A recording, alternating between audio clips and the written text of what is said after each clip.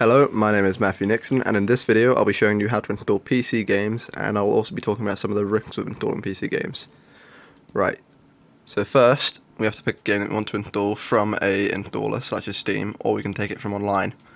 If we want to download a game from online, such as say Toribash or Osu, then it is a bit more risky because if we choose a game that is fishy or we don't know is secure, we risk having viruses and malicious content inserted into our computer, which we don't want as that would break our system. Right, anyway, back to Steam. I'll be clicking a game that I want, which is Counter-Strike, and then I click install. Simple process, doesn't take much. And then you get this pop-up.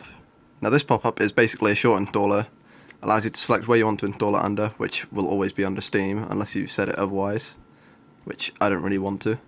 It gives you a disk space required list, as well as the disk space available, so you can see what you've got available and what it requires, and it tells you the download time that's estimated, so you know when you can play it. You can also create a desktop shortcut, which I don't think is that good with Steam games, because sometimes you need to launch it through Steam to be VAC secure, which VAC is the network that Valve uses to ensure that hackers and cheaters are less frequent and that they can't play against you that much. If you want a start menu shortcut, again, same kind of thing as a desktop shortcut, it doesn't work too well. After getting to this manager and choosing all your settings, which I've done, click Next, and it'll create local game files, and it'll prepare the files for installation. Once it's done that, you can click Finish, and as you can see, it'll be downloading. Which, there you go, there it is. Now you can play the game after it's downloaded, but while it's downloading there is a risk. So, for example, there's a risk that if you turn off your system, it could corrupt and it could mess up, which we don't want that ourselves, because that would mess the game files and we'd have to reinstall the whole thing.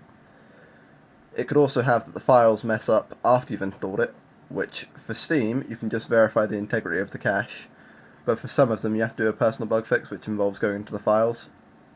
And if you go into the files and mess things up, obviously the game won't work and you'll have to reinstall it, which is just pretentious and not needed. Anyway, back to installing games. If we go online and we want to install a game, so for example if we search Osu. Now this is a free game, which obviously free games are a bit risky, but this is a valid one because I've played it myself and I know it's a proper game that you can buy. You can support it there and download it here. Now if we download Osu, we get a file down here. Downloading these such files and having it go past the firewall is a bit risky to our system, so we don't want to do it that often. We only don't want to do it with games that we trust. With Osu I trust it, so it's fine. So we can install it, which as you can see I've already got it installed, so I don't know why I'm doing this. It comes up with this. We don't want it in our C drive because that'll slow down our computer. So we go to this PC, never mind, we go to new volume, and then you can just click OK and it'll install there. Now since I've already installed it, I'm not going to install it any further, and I'm going to uninstall the installer. Anyway, that is how you install a game on PC. Hope you enjoyed.